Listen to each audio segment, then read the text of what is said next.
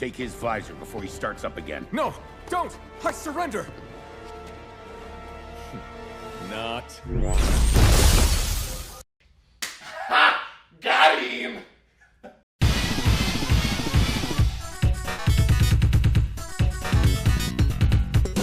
I love X-Men. When I heard Disney was doing a continuation of the classic X-Men animated series from back in the day that aired on Fox Kids, I was hyped as hell.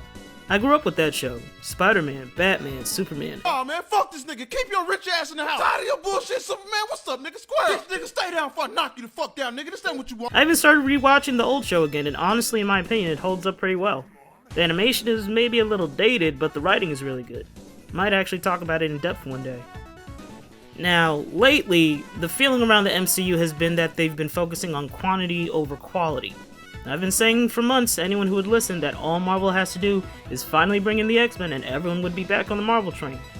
So excuse me if I want to take a little bit of a victory lap because I was absolutely right. This show was so good that all those dweebs whining that X-Men is woke now because Morph now identifies as non-binary, something that isn't brought up much by the way and has no effect on the show's story or quality, have been pretty quiet lately.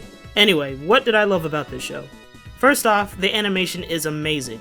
They really found a way for the show to have the same look and feel as the original show, while also not feeling outdated. It was really unique. The shading combined with the filter they put over it even made the animation look 3D at times. The voice acting is A1. We have a combination of returning cast members and new cast members, but every single person brought it and it shows. This show was so good it actually made me like Cyclops. A sign of maturity is being able to admit that you were wrong, and growing up, I was captain of the Cyclops is a lame ass nigga club. But in 97, he's low-key on his mutant Dr. Umar shit.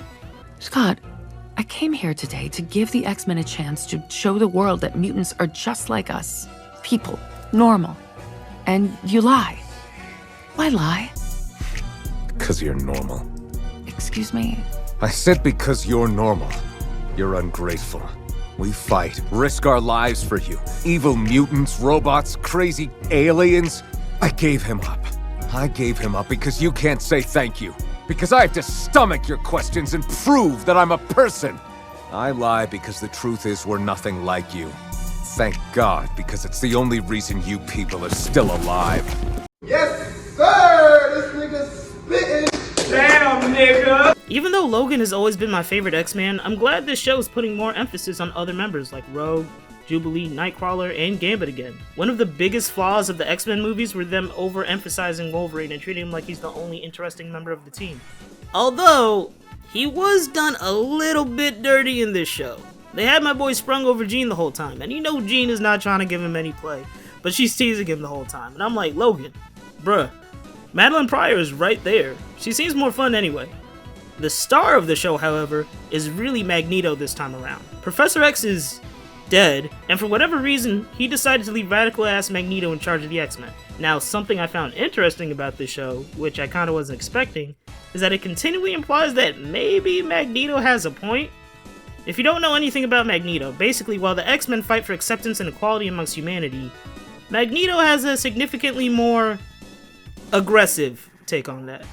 My former prosecutor has likely taken issue with your choice for Chancellor. But surely Genosha's right to self-govern will not only be protected, but cherished, as it is with all UN nations. Most other nations don't allow a terrorist to be their leader. Yet so many allow their leaders to be terrorists. This motherfucker don't miss. No, he's fucking good. That motherfucker don't miss, man. This show is also surprisingly pretty mature. It's almost like they grew the show up with the kids who are now adults that grew up watching it.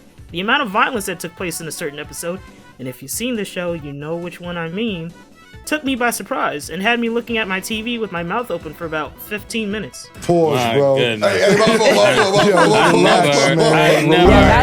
Now, if you know anything about me, you know I love mess, and this show brought the mess. A lot of this show was straight up a soap opera with superpowers. It is an X-Men if there isn't a love triangle going on, and this show had two, with Cyclops, Wolverine, and Jean, and Gambit, Rogue, and Magneto, both of which went interesting places that you may not see coming, unless you've read these stories already in the comics. Which leads me to one of my few complaints. So they adapted multiple stories this season, and one of them was the Life-Death storyline where Storm loses her powers and shacks up with Forge while trying to get them back. It's a pretty iconic storyline that lasted literal years in the comics, but in the show, it pretty much only lasted about 2.5 episodes, and that's kind of being generous. Anyone who's seen a show before knew Storm was eventually going to get her powers back, and I get that they didn't want to make us wait for that to happen, but in the comics, her powers were gone for about 3 years, so they really had to cut a lot out to shorten that. There's even a character who you assume will be around for a while and have a major influence on the show, but they're out of here in like 2 episodes. I also wasn't the biggest fan of the Mojo World episode, but that's mostly because I don't really care for Mojo as a villain. I always felt like he clashes with the more serious tone of the X-Men. The homages to the old school X-Men game were pretty cool though. See, even my least favorite episode had something I really enjoyed. That's how good this show was. This seriously might be the best thing to come out of the MCU, and I'm including movies in that statement. Niggas love X-Men, man. I'm giving this season a solid 4.9 out of 5. Magneto was right.